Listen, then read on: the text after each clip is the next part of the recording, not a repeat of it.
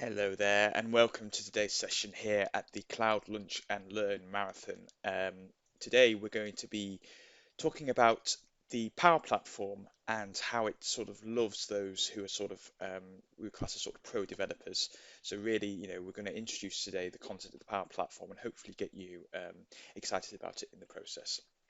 So the broad agenda, we're going to take a look first of all at the what are the challenges when it comes to trying to set up a business application for the first time, what sort of challenges you may meet on that, and that will segue us nicely into describing what the Power Platform is first of all. So we'll talk through the various different components within there.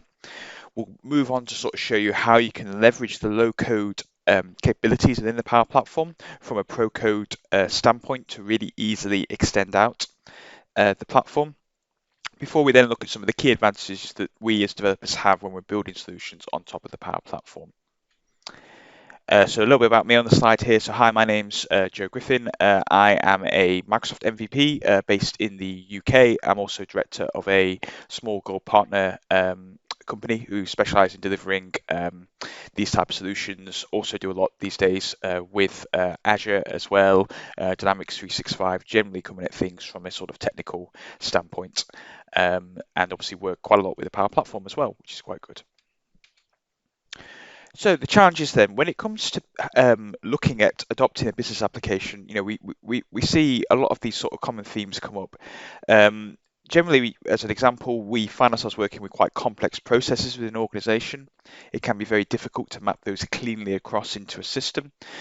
Legacy systems are usually abound. It sometimes becomes very difficult to try and remove those out of the equation completely. We need to find some sort of workaround or a way in which we can sort of use them a bit further. Managing expectations becomes a big thing. We need to make sure that we are keeping the business happy, but also we're being realistic in terms of what we can achieve. Security and compliance becomes a particularly big concern these days. We want to make sure that we're adopting these sort of enterprise-grade solutions which are going to protect our data.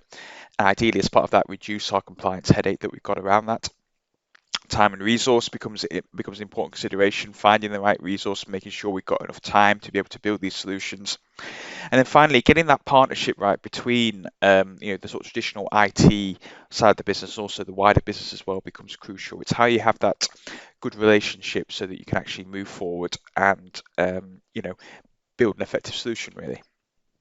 So when we look at some key stats when it relates to building a business app, these are some of the things that emerge. So as an example, the average cost to sort of create an app from scratch, costs us nearly around $200,000, as a project itself. And those costs can typically sort of balloon even further when we get down to sort of the nitty-gritty of it. These days, in terms of developers who are adopting and using low-code platforms, it currently sits at around the 22% mark. But again, that is a figure that's also going to be growing over time as well. And ultimately, one of the predictions that are being made at the moment is that by 2024, well over half of apps that are developed will involve low-code tools. So really, as developers, we can't ignore what's happening when it comes to these low-code platforms. We really need to sort of identify the best ways in which we can embrace those, and ultimately let them do what they're great for, whilst we then come in as developers and look at how we can extend things out further where we need to, and cover off that sort of final mile in terms of we deal with the most complex requirements and let the most straightforward and easy to quick wins, as we like to call them, let them be handled by the low-code tools instead. This is where the Power Platform really comes into the equation. And what you've got here is effectively a series of applications from Microsoft that are all designed to address key scenarios that come up as part of when you're rolling out a business application for the first time. So whether you need to have reporting, whether you need to have a bespoke app, whether you need to automate things, or indeed whether you need to have the ability for people to be able to work with a virtual agent or AI bots.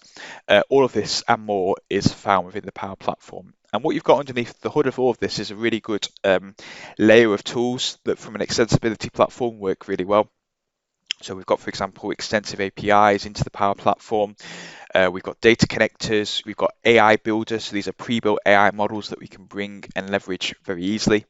And then finally, we've got Microsoft Dataverse, which is our database as a service that sits underneath this that we can use to store our core business data.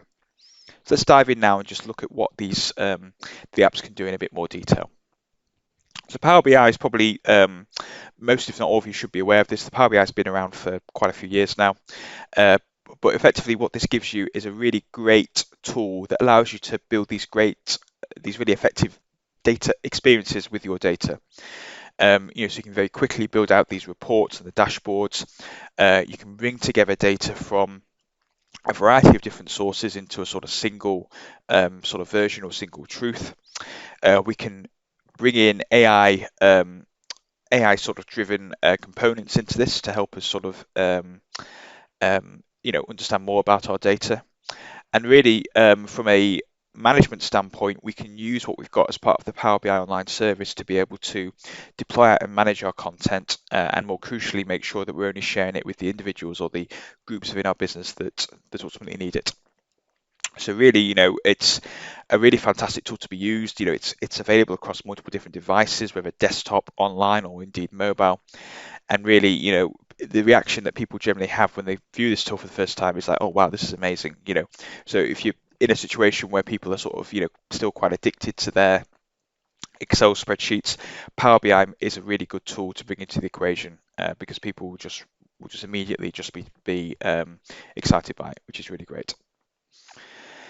So the Power BI dashboard or report is only going to be as good as the data that's going into it. And crucially, what we need as part of that is an effective application that allows us to update and work with our data in an effective way.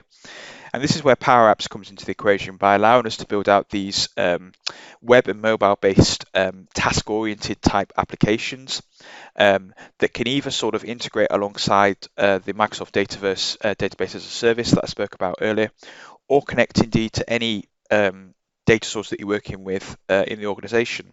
So that could be either other Microsoft services such as SQL Server, SharePoint. It could even be third-party applications such as Salesforce or Oracle or SAP. Power Apps lets you connect up to these. You can build out these very bespoke applications very quickly. Start to address sort of key pressure points within a business. Again, around, we call these around, task-orientated apps, and that's where you can perhaps achieve the most with these. And ultimately, you can incorporate, the AI builder type functionality that I mentioned earlier. So if you need to do things such as image classification, language translation, be able to sort of, process a document like an invoice, for example, and extract out key terms in that, you can very straightforwardly add these models into your Power Apps without a lot of development know-how necessarily needed. Automation is key these days for a lot of organization. Okay, how can we automate our processes between systems, but again, also how can we also automate the more manual tasks that we're having to do? So somebody who's having to, let's say, go into a system each day, do a set, update a record, send an email, update some more records in another system. Processes like that become really great candidates for automation, and we can use the capabilities we've got as part of Power Automate to help us in this regard. So you've got two types of what we call flows that we can leverage. Cloud-based flows are more for when we want to connect together different systems based on trigger points or a set of defined actions that we want to do. So this is typically most useful for when we're trying to get different applications to talk to each other. Power Automate leverages the capabilities of Logic Apps underneath the hood. So it gives you a really great canvas to be able to build out these end-to-end integration scenarios. And then for when you've got more complex processes, you can actually use what are called robotic process automation flows or RPA flows recorded on the user's desktop to be able to sort of meet those more complex requirements. And anybody can sort of go in and record these RPA flows, and then these can then be run either in a sort of attended mode or can be run sort of silently behind the scenes, unattended, without, and therefore you can completely remove the sort of the manual requirement around triggering them as well, and hopefully free up people's time to do more useful things with them as a consequence. So we touched upon this already. Dataverse is, as I've said, this managed database in a cloud. It's derived ultimately from what we used to know as the old dynamic CRM database. It's now effectively been retooled and redeveloped so that it's now the central database that sits within the Power Platform. It's a SQL-based data source, and it gives you that capability to be able to model out your data in a really easy way. So you can build out your various different tables, your columns, and things like that. You can introduce, business logic very straightforwardly. So if you need, certain fields to be columns to be set to values based on different conditions that are met, you can very easily sort of set that up. You can bring alternate keys, set up alternate keys, so these are similar to foreign keys, so that you can record data from external system.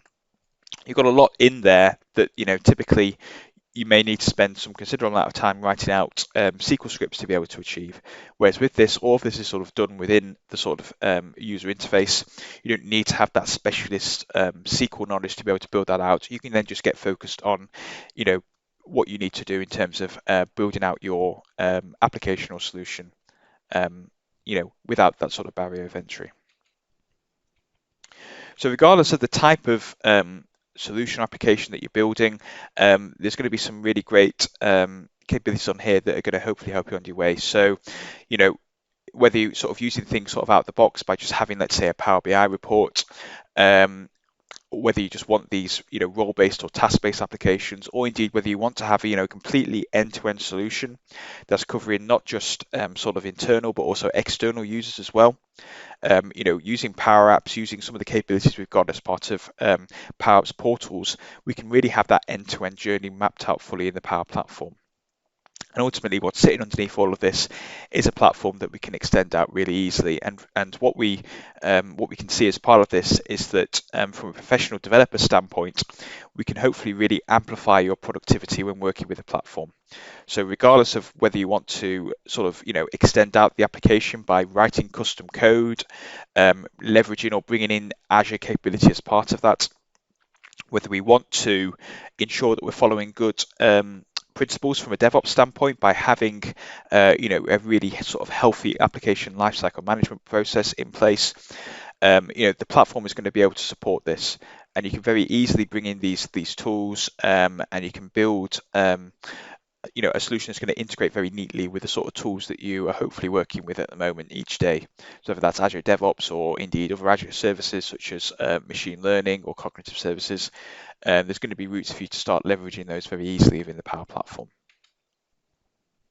We touched upon this already, but again, another benefit of the platform is this expansive ecosystem that we've got around the different connectors available. So the list is growing all the time. I think at last count it must be at least over 300 now, different connectors to different separate services. That's 300 services that you can connect to out of the box within the Power Platform from your Power Apps, from your Power Automate flows.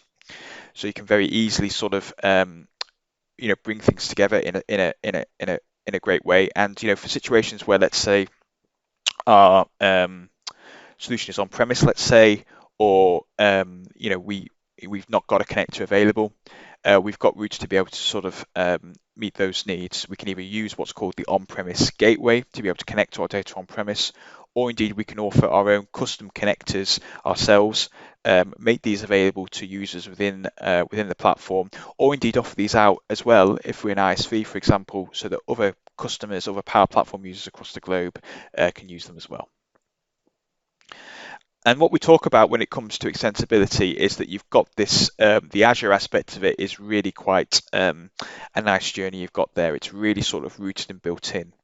So ultimately, these are the sort of the key services that you may typically as a pro developer want to start leveraging alongside the Power Platform. You're going to find it really straightforward for you to be able to integrate as part of those. So as an example, with Azure Functions, what you can do is effectively generate out the entire Microsoft Dataverse database transaction into an Azure function and work with that as if it was sort of executed in the application itself. You can then also incorporate that as part of other tools as well. You can use, for example, Azure Service Bus. You can use Event Grid and things like that. You can export out all your Dataverse data into an Azure Data Lake. So if you've got a lot of data, you need to do that sort of big data processing, and work with things, at a really sort of at a large scale. Then it's not going to be a case that you need to write a bespoke integration to cover that off. You can very easily and straightforwardly get your data exported out into an Azure Data Lake. And ultimately, although the Power Platform, as you probably expect, it's going to be catering to those scenarios where you are primarily, Microsoft focused in terms of your investments. You don't necessarily need to, do that. And indeed, the platform gives you the ability of being able to, extend out using the sort of the language or the tools of choice. So as an example, you've got a fully compliant OData endpoint within Microsoft Dataverse that you can use to communicate with that, and leverage the full expected types of operations, CRUD type operations that you'd probably expect as part of that. We mentioned already about being able to export out your transactions to an Azure function. We can use JavaScript or TypeScript to build out sort of client scripting and what we call these Power Apps component framework controls. These can be sort of these are sort of Node and React based controls that we can add onto our forms to basically alter the entire experience of our application. So potentially a really good solution to build out, and more crucially a modern tool that we can use. If you need to be able to query your Dataverse data directly using SQL, then you can enable what's called the Tabular data endpoint, and through there you can then connect to it as if it was a SQL Server database and query that as well. And ultimately, regardless of all of this, if you are focused on .NET, then obviously you are going to be well covered as well as part of this. So you've got some really great support across .NET framework. The .NET Core tooling is something that's still being developed. There's early previews at the moment for that, but we can expect, over time that the .NET Core support will be really great. So ultimately, what we can build as part of that is these great cross-platform apps that ultimately leverage the Power Platform, which will be really great. So we talked a lot today about, okay, what is the Power Platform? And we touched on maybe some of the advantages, but it's worth just emphasizing again, okay, what are the key benefits that we can drive when using it? Well, I think really, agility becomes a big benefit of the Power Platform. So instead of us having to focus on building out, a complex, interface, the internal application system, building out those long SQL scripts to build out our database. Ultimately, what we can do with the Power Platform is leverage that to build out those sort of common building blocks for the applications that we need, and then we as developers can then just focus on the last 10%, those more difficult requirements that are going to need a coded sort of integration. So really, we're hopefully going to be a lot faster as a consequence of building out our solutions, and we as developers can just focus on doing what we do best, achieving those more complex problems, and letting others in the organization focus on building out the sort of the simple stuff for us.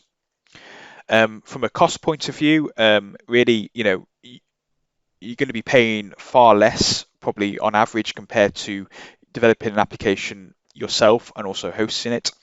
So, at the moment, potentially, based on the number of licenses you purchase, you can potentially be paying around £7.50 per month per user for a license to, let's say, Power Apps, for example. And it really sort of simplifies your costing as a consequence. You can move yourself to a software as a service model as part of that, and hopefully reduce your upfront and ongoing costs around that. DevOps support we touched upon already, so you can very straightforwardly integrate your Power Platform solution alongside your Azure repos, your Azure pipelines, automate your deployments end to end, store all aspects of your solution in code in Git, and therefore as part of that, make sure that you are sort of ticking a box there. You've got some really great integrations across the different Microsoft Cloud apps, so whether you need to integrate with SharePoint Online, Exchange Online, or Microsoft Teams. You've got specific Microsoft Dataverse offering for Teams that can be used to build out these very sort of simple starter applications as well. So regardless of what type of service you want to integrate across the sort of the wider Microsoft Cloud, you're going to be covered quite well with the Power Platform. As we've seen already, you can deploy the solutions that we build out very flexibly. So whether you're working on both on mobile or desktop, or indeed for internal or external users, you're going to be able to have those individuals consume your Power Platform solution. And finally, you've got a lot of improved and modern tooling available to help you build out these solutions. It's not going to be too much of a challenge. So if you are working with the latest sort of development technologies and things like that, you're going to find that a lot of those skills will be transferable across the Power Platform. So you're not necessarily having to reinvent the wheel or sort of fall back on legacy tools to be able to sort of achieve that. So I've talked a lot today, and perhaps maybe been on the soapbox quite a bit about Power Platform, but I would probably just say, just don't take my word for it, in terms of how great this stuff is. Microsoft is and remains continually recognized for their leadership in the low-code application space, consistently a leader in that, and also in the analytics and BI platform category. As it stands today, you've got well in excess of 3 million monthly active users of the platform, with a lot of drive over the past 12 to 18 months, more people adopting it, a lot of people starting to see the benefits now. And a lot of organizations as well. So whether you are, let's say, an airport, a car manufacturer, or indeed a drinks manufacturer, you've got these larger scale organizations doing some really great stuff with the platform. And the Heathrow Airport example is a really good one as well. I encourage you to maybe go away and just do a search on it and find out more about it. In that scenario, you had effectively an airport security guard, Samit, who basically took Power Apps up in his own spare time and was able to achieve some really effective transformation within the airport around their processes and around their systems as well. So, and it really just gives you a great example of what you can achieve, with the platform when you sort of put your mind and your sort of energy to it. So in closing then, Power Platform is and remains what we call a citizen developer platform.